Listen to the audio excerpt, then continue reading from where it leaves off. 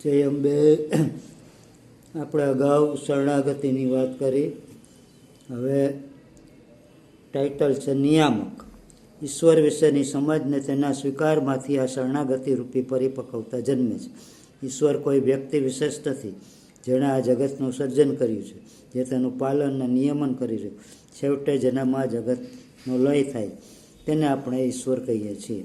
એટલે કે સમગ્ર જગતનો લય થવા છતાં જેનો લય થતો નથી, જે આ સર્જન પાલન અને પ્રક્રિયાઓનું અધિષ્ઠાન છે, જેની સન્નિધિમાં સર્વ થઈ રહ્યું છે, તેને ઈશ્વર કહેવામાં.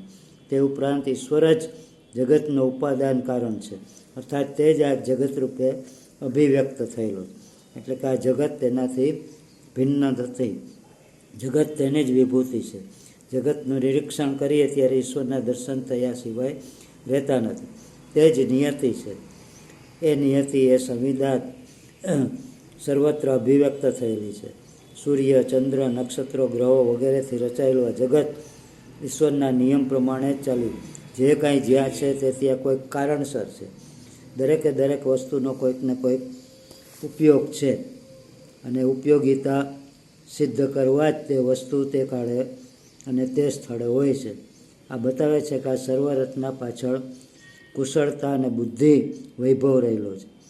આ અદ્ભુત જગતની રચના કરનાર ઈશ્વર સર્વ જ્ઞાન ધરાવતો હોવો જોઈએ. તે સર્વજ્ઞ હોવો જોઈએ. વળી જગતની દરેક પદાર્થ પોતાના ધર્મ કે સ્વભાવ અનુસાર જ વર્તે છે. પોતાના સ્વભાવનું અતિક્રમણ કરવાની સ્વતંત્રતા કોઈને નથી. બૃહદારણ્યક ઉપનિષદમાં યાજ્ઞવલ્ક ઋષિ કહે છે, હે ગાર્ગી, સ્વતંત્ર હોવા છતાં સૂર્ય, ચંદ્ર અધિકારી પરમાત્માની આજ્ઞાથી પોતપોતાના સ્થાને ધારણ કરેલા છે. હે ગાર્ગી, આ પરમાત્માની આજ્ઞાથી જ સ્વર્ગ અને પૃથ્વી પોતપોતાના સ્થાને ધારણ કરેલા છે. આ પરમાત્માની આજ્ઞાથી જ ક્ષણો, મુહૂર્તો, દિવસ, રાત, પખવાડિયા, મહિના, ઋતુ, સંવત્સર પોતાના નિયત ક્રમ પ્રમાણે ચાલે છે. એ ગાર્ગી, આ ઈશ્વરની આજ્ઞાથી જ હિમાલયાદિ પર્વતમાંથી કેટલીક નદીઓ પૂર્વ દિશા તરફ વહે છે, ને બીજી કેટલીક પશ્ચિમ અને જે તે દિશામાં વહેતી હોય.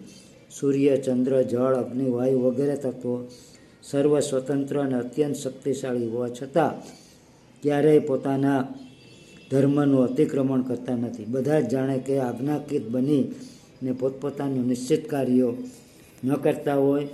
આ સર્વ બતાવે છે કે જગતનો નિયંતા ઈશ્વર છે, ને તે સર્વશક્તિવાન હોવો જોઈએ. માટે આ નિયામક જ છે. જય જગદંબા. માં સર્વ મંગલ કરો, સર્વમાં મંગલ.